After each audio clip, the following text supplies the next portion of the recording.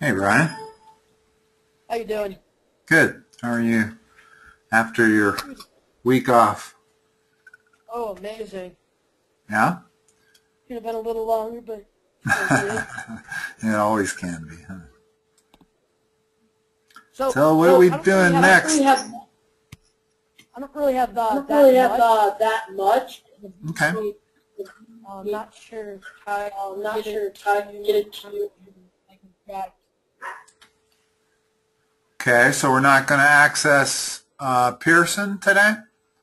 No, they just gave me a review sheet. Okay.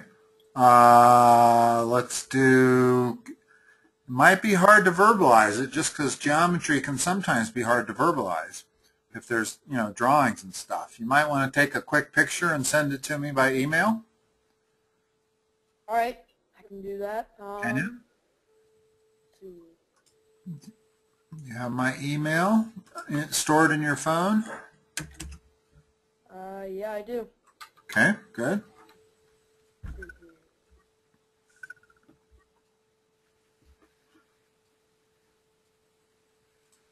What kind of stuff are we doing? It's still volume, surface area, and lateral area. Okay. So. Seems to be what all my geometry students are on right now. Yeah. I figured it would probably change after the spring break to something else. That's what I thought as well, but it's constantly the same thing. So. What haven't you done yet? You haven't done circles, have you? Yeah, we've done all the circles. Have you done tangent lines that go to the circle from outside the circle, intersecting tangent lines? I don't think you've done that yet, at least not with me. That may be coming up next. I don't know.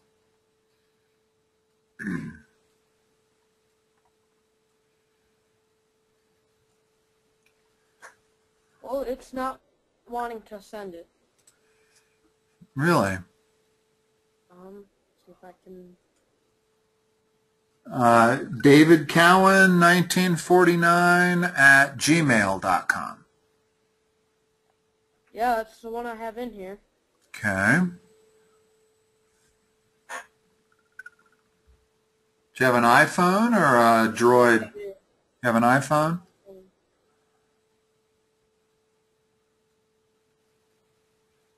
Let's see if this will do it.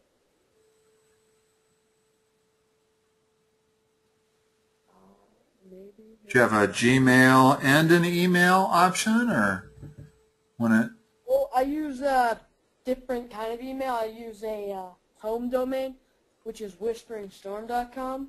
Okay. So,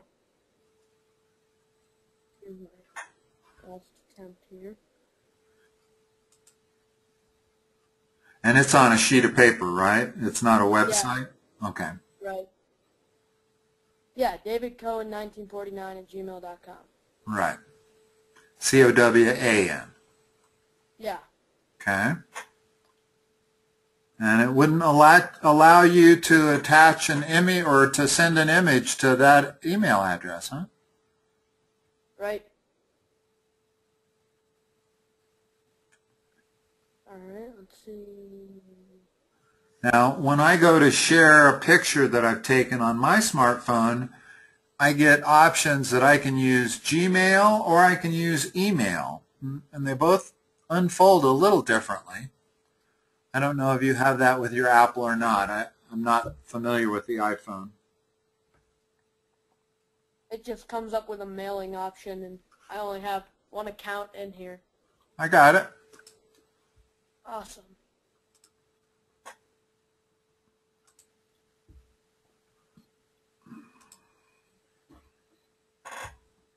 It takes a while because of that attached file.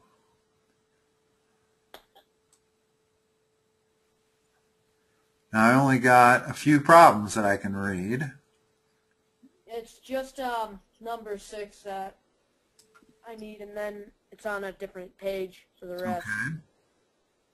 So what are we trying to do with number 6? Find the surface area and the volume. Okay, let's talk about which one do you want to do first? Volume, I guess. Okay. Now, what is it about this figure that makes it easy to do volume? It's The fact that it's a prism. And what that means is that it has two opposite and equal and parallel sides. So if we can figure out the area of this side right here, we'll multiply it by its height and we'll have the volume of this object. all right. In the same way that if you had a cylinder, the way you figure out the volume of the cylinder is you figure out the area of the base times the height. Because it's uniform throughout that whole thing. No matter where you were to slice this cylinder, you would see a circle. Now, if you had a cone, that's not true with a cone. You can't take the area of the base times the height because it's not uniform all the way up to that point. Right. So that's what we're looking for on volumes of these kind of objects is, are there two bases that are opposite and parallel one another, and that no matter where I slice this figure, I would be looking at that triangle. Okay. So what's the area of that base? So you're doing 12 times 9 divided by 2? Correct? It's 54. And then times 16. The distance between the two equal bases. That's 864. Okay. Now let's talk about the surface area. The surface area to me is generally a little easier because all we have to do is go through and count all of the areas, and usually we can figure the area of each of these faces pretty easily. Let's start with these two triangles. What's that? So the area would be 54 times 2, and that comes to 108. And then plus what other bases and faces do we have? So then you do plus 16 times 12. Now hold on. Okay, excuse me. So that's the bottom. Yeah. Okay, let's leave it like that for the moment. Let's not get numbers yet. Okay, what other faces are there? And then would you do 9 times 16? Okay, that's this back face. Yep. And the only remaining face is this ski jump here. So what would you do there? It'd be 16 times 9 still, wouldn't it? What is the dimension? If I were to lay this thing out flat, like a rectangle, it's certainly 16 along this, but what is this dimension here? That looks like 9? No. Would it be... But 9 represents that height, doesn't it? Right, but that's not what we're looking at here. We want this dimension right here. Oh no, it wouldn't be 12. What would it be? I'm not sure then, because it can't be 12. No, but we're looking at this triangle right here. There's the 9, there's the 12, and this is what we want. The hypotenuse of this triangle. Okay.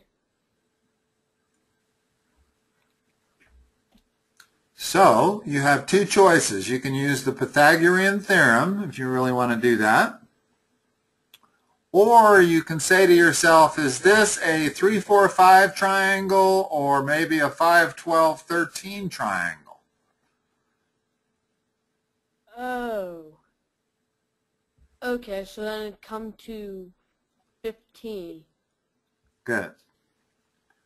So you were able to get that without resorting to the Pythagorean theorem, which is good because it makes it quicker. So this rectangle down here is 16 by 15. Right. So those are all of our faces right there. So the final surface area is whatever this plus this plus this plus that. Those four numbers for the 5 faces. So you're basically doing 108 plus 16 times 12. Shoot. 16 times 12. So 108 plus 192. And then 16 times 9.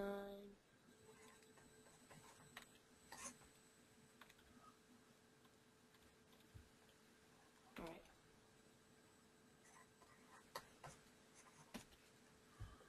My calculator just died Now, out. I did it faster in my head without any pencil and paper than you did it on the calculator. Alright. Now, I might have made a mistake, but let's see. This is 108. That's 192. Add those two together so you get 300 immediately. And you get 444. 644 plus 40, 684. Alright. All right. What else do we want to look at here? Gotta take a quick picture again. Send that one to you. Okay. Because we have this cone here. That's going to be an interesting one. Actually, we can do that one without me seeing it if you need to do it. Number 5? Number 5. So all you need to do is give me that radius. I got that one down in class with my buddy. Okay. So, because that's got a peculiar lateral area formula. Yeah, we had to have the teacher help us with it, but we did get it. That's another one where you're going to, in order to get lambda, you're going to need to figure out the hypotenuse of a right triangle. Right. Okay.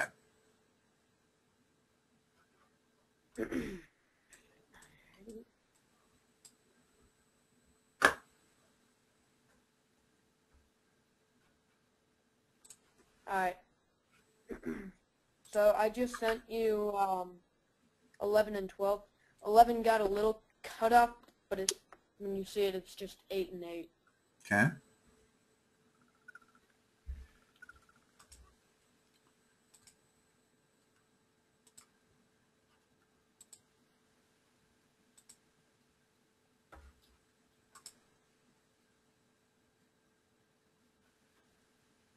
Same picture. Is there another one in there? Don't think so. No. Just that one. Okay, let's try this. Yeah, same. Both of them have the same picture. You might want to delete it after you send it to me. Yeah. And then when you send it the next time, you won't send the same one. Alrighty.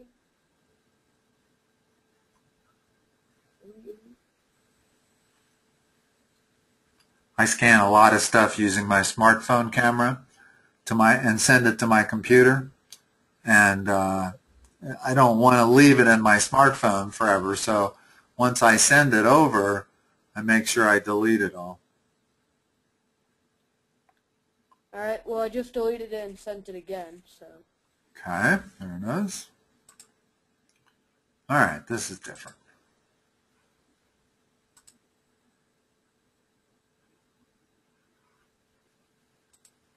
Okay, which one are we doing? Both of them, 11 and 12. The height on 11 is 8 and 8.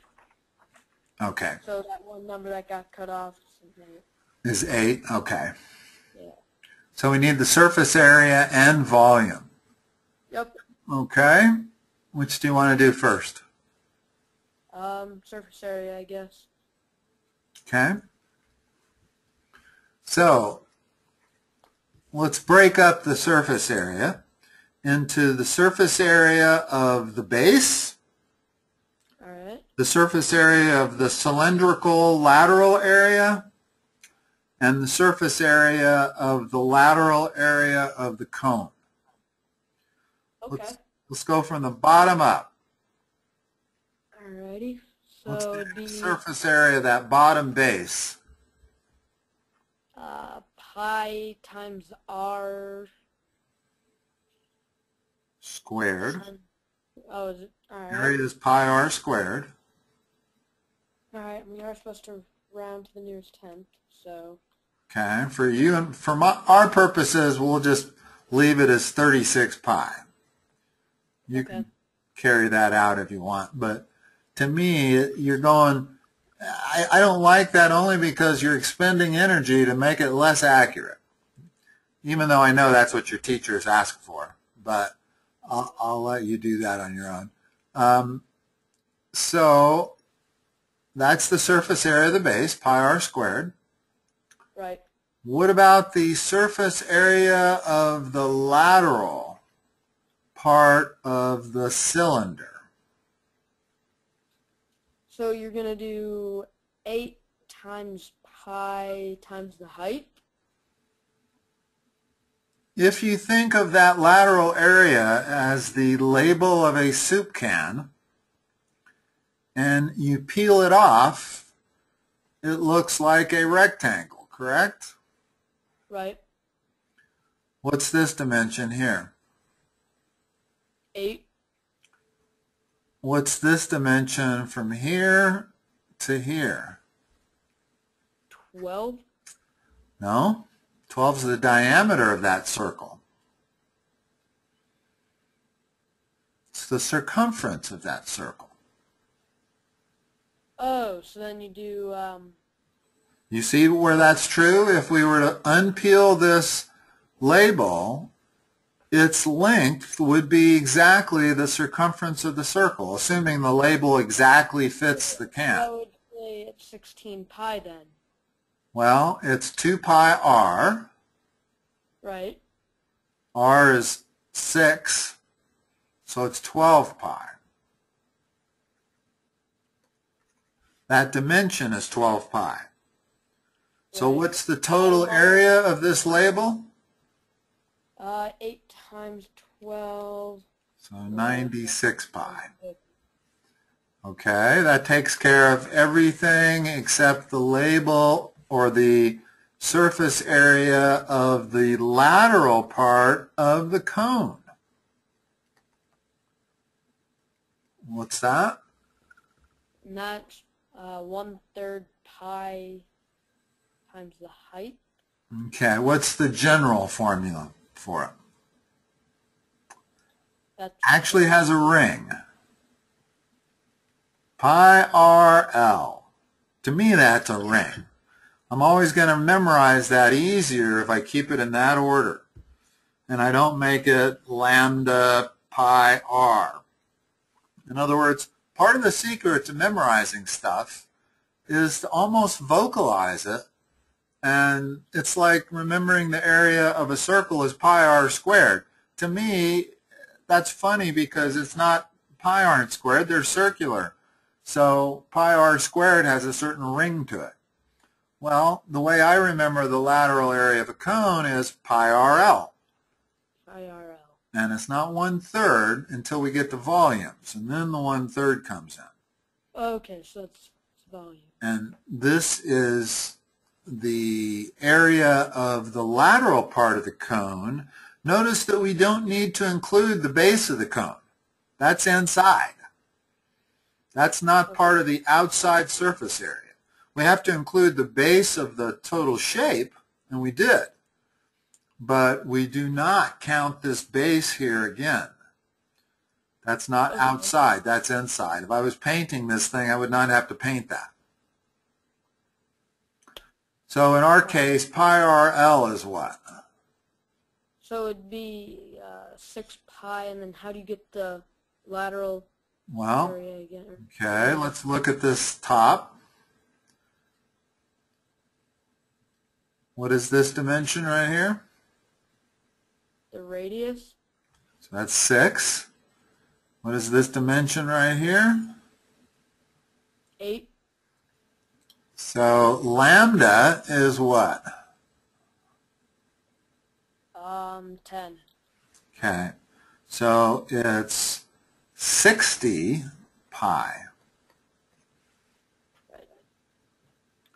So the total surface area is 36 plus 96 plus 60, which is 96 twice, which is 192 pi.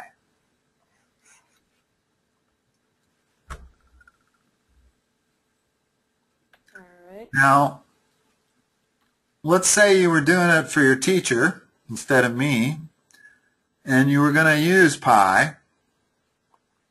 You'd notice that it makes sense to convert to the decimal only when you get a final answer. If you convert each of these, you're going to have a round-off error because you're adding them 3 times.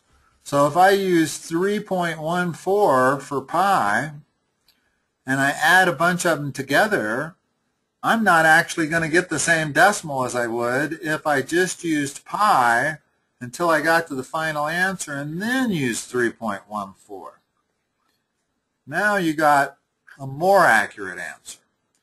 But one of the things about rounding off irrational numbers is that you do accumulate a round-off error.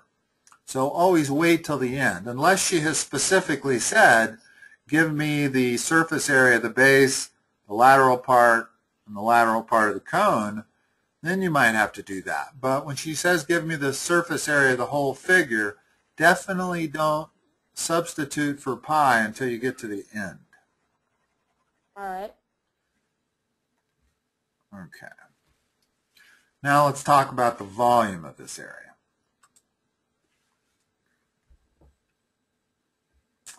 Again, let's start from the bottom up.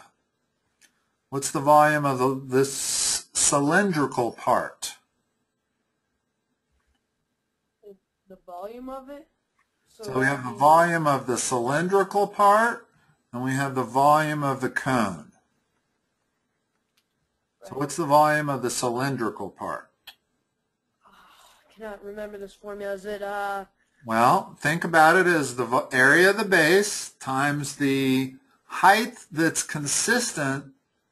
In other words, if I slice this cylinder anywhere along this, I get a circle.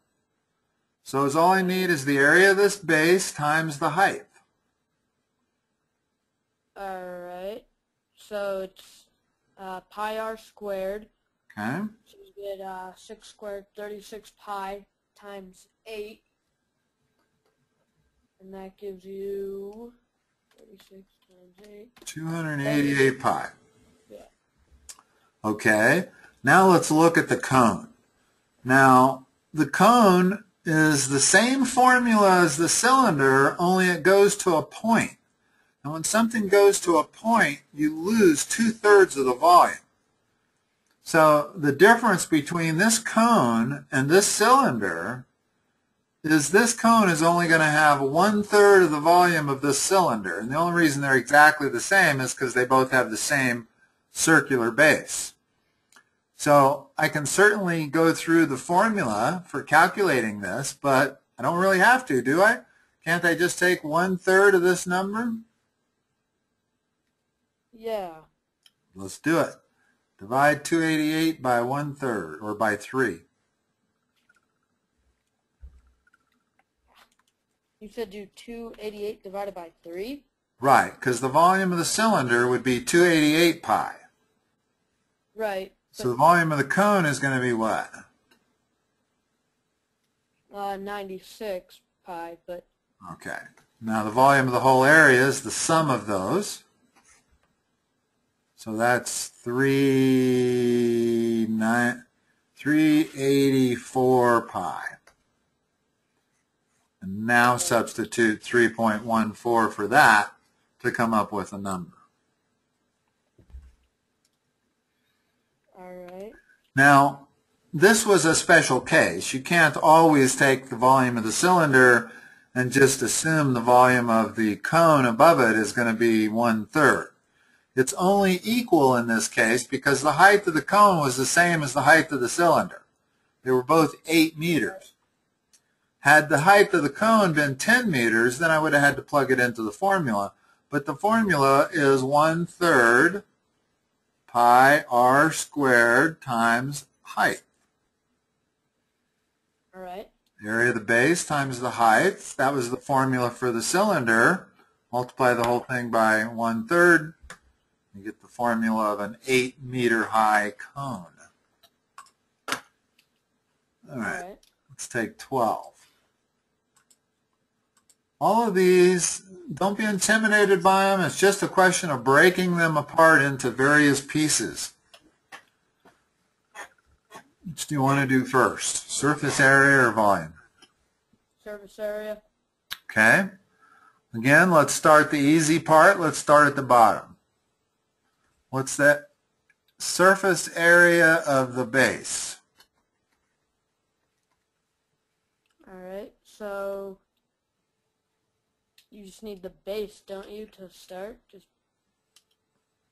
I'm assuming, I'm having a hard time telling what this 8 centimeters points to. I'm presuming this measurement, the base. Oh no, that's 20. The height is 32. What is this 8?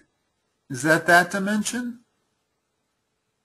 It's pointing to like almost like an L on it. I know it. What is that? Is this like a post office box or something? Doesn't say.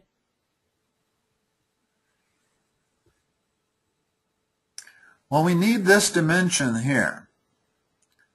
The base, basically. We know this is 20, but until we know this dimension here, we can't calculate anything. So for our purposes, we'll assume that's 8. Okay. Okay? So the area of the base is 8 by 20. 20 times 8, or 160. The surface area of the lateral part of the rectangular solid. What's this front face? Would that be 20 times 32? No, that would be this side face. Remember, this front face has a 8 by 32, and there's 2 of those. There's a front and a back. So it's 2 times 8 times 32. And that comes to 512. Okay. And then we have the surface area of the sides. That was the, I don't know, we'll just say the sides here. All right. Each side is what? 20 times 32. So it's 2 times 20 times 32. And that's 1280. Okay. So that covers the bottom base and all of the wrappings. And we don't have a top base because that's on the inside. So now we have to cover this area here, and it has 2 sides to it. So we'll call that the surface area of the semicircle. What is that? In other words, this area here. Right. So would you do 8 times...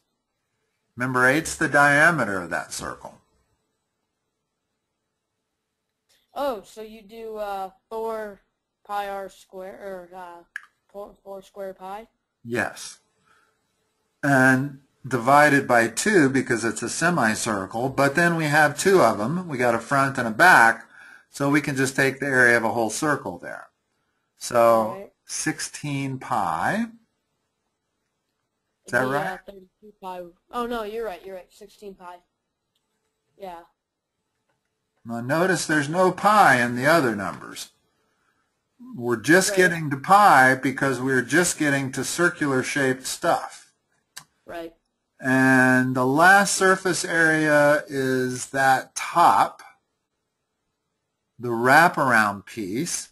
Imagine that's a soup can on its side, and we only want half the label. So what is that? We'll call that the lateral part of the cylinder. Okay, so how would you find that if you... Well, let's remember what we did. If we unpeel that thing, we get a rectangle. Right. So we need the area of this rectangle. This dimension here is 20. What is this dimension here? 3240? No, don't just read the numbers that are on there. In other words, that is going to be half of a circumference. I guess I'm a little confused there. Well, think of this rectangle wrapped up over the top of this figure. Okay. Its depth would be 20, but its length is the circumference. It's half of the circumference of that circle. Well, the circumference of that circle is 8 pi, so that would be 4 pi.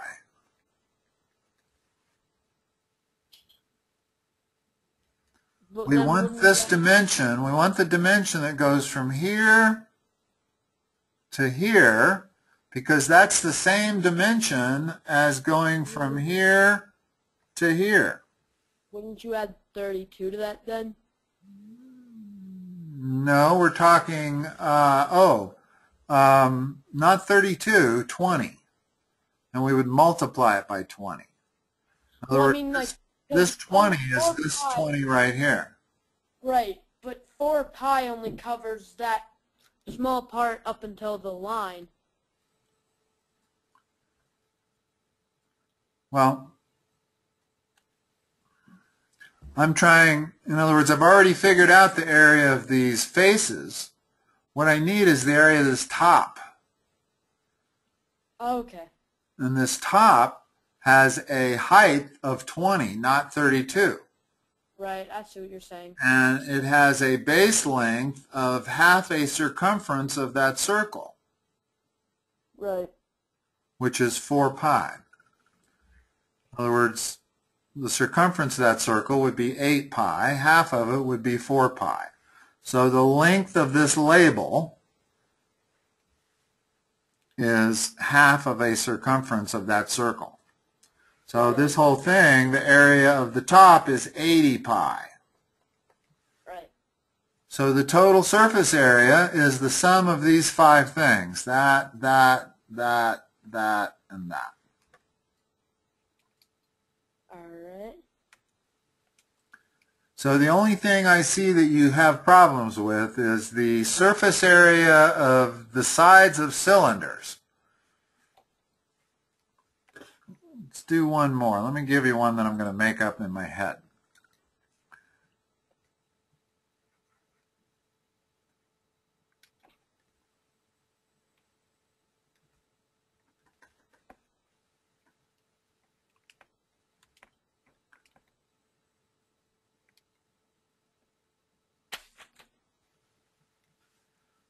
What's the lateral surface area, not counting the top base or the bottom base? The lateral surface area. So Yeah. You're doing 6. Okay. Times what? So if that unfolds, it comes into a rectangle. So the long side would be... Yeah. So would the long side just be 10 then? Not 10. It's the circumference of that circle. Oh, 20. No, what is the circumference of this circle? What's the formula? General formula for circumference is what? 2 pi r. Okay, so what's the circumference of this circle? So the radius is 5 times 2 is 10 pi. 10 pi. You didn't say 10 pi before. Okay. At least I didn't hear it. I just heard 10. I didn't say pi, I said 10. So the surface area is 60 pi. Well, the surface area of the lateral part is 60 pi. We still have to add in the base and the top, both of them, to get the total surface area. But the key is thinking of this as a soup can with a label that when you unfold, when you take the label off, you have a rectangle whose length is the circumference of that circle. Or that cylinder. I really should say the circumference of that cylinder. All right. Okay.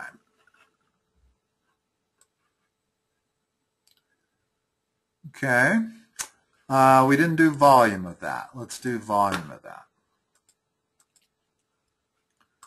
Again, let's start from the bottom up, because the bottom of the volume, so the volume only has two pieces.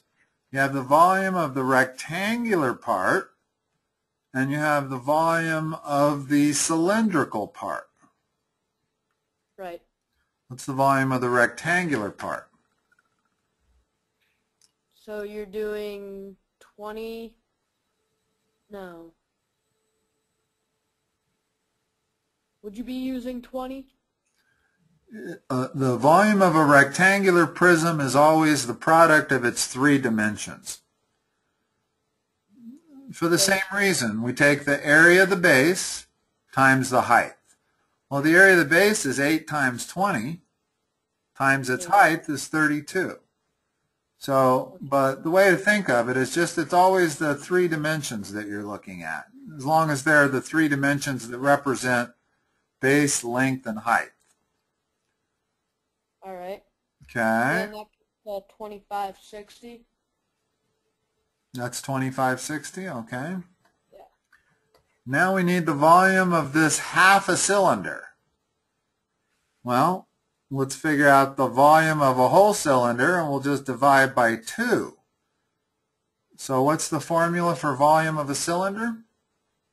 1/3 pi r squared. No, that's volume of a cone. Remember, when you see that 1/3, it's got to be something that goes to a point. Right.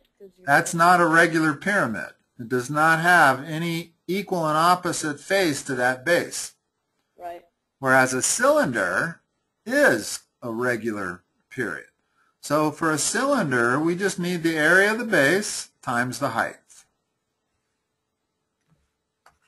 Area of the base. So then you do, what would be the radius of that? Would that be 4? Right. All right. So then 4 squared is 16 pi. Okay, so 16 pi times what? Times 8? It's 20. The height of that cylinder is 20. Then we got to divide that by 2, don't we? Exactly. Because it's only a half a cylinder, not a whole cylinder. Right. So that's 160 pi. Right. Doesn't hardly seem it's big enough. They didn't draw it to scale. And that's assuming that we are interpreting this problem correctly. Right. It's hard to tell what this means here. I cannot tell what that 8 is pointing to. So I'm not totally, maybe it's the height of that thing. Maybe the radius was 8, which makes this dimension 16. You know, that's what it is pointing to. That little part of the L means it's a right angle, I think. And what it's pointing to is the radius of that cylinder. Oh. So everything probably is, you can't even say twice as big, because we used a radius of 4 on our calculations. And if the radius was 8, notice that a lot of what we did, you square the radius, so it's not going to be double this number. It's going to be more than double. you'd have to go through and work the whole problem again using a radius of 8, not a diameter of 8. I interpreted this to mean a diameter of 8, and now that I look at it, it looks to me like they're pointing at this dotted line right here, which is the radius of that circle. Okay. Okay? So you might want to go back and notice that if this radius is 8, the diameter is 16, so this dimension down here is 16. So all of these volumes and surface areas need to be recalculated with a dimension here of 16 and a radius of 8 of the cylindrical part. Okay. Okay? All right, well, that's all I got for now. Okay. 3. Yeah, no, that's fine. So. And let's see. So next Wednesday, I'm going to be out of town next week, but I'm going out of town Thursday through Monday, so I don't think you'll be affected by it. So you'll have to cancel my Monday appointment for next week. Ah, okay. Now, is that something we want to cancel on all of them? Uh-oh. All your Monday appointments? No, just that one. Well, that one and the week after. In other words, the week after, I'm not going to be here on that Monday. So the next Monday appointment you have is April 22nd. Let me just pull up my calendar here. So you said you're going to be gone this Thursday through Monday? Right. So the next Monday you would have had, I'm going to be gone for that Monday. And then... But are you going to be there on the 8th? Yes, but you just canceled that. I thought that's when you said you were... No, if you want this appointment on the 8th, you can have it. Yeah. You want 2 appointments next week, Monday and Wednesday? Yeah. I'm sorry, that was my fault. Thought you meant you were gone the 8th. And...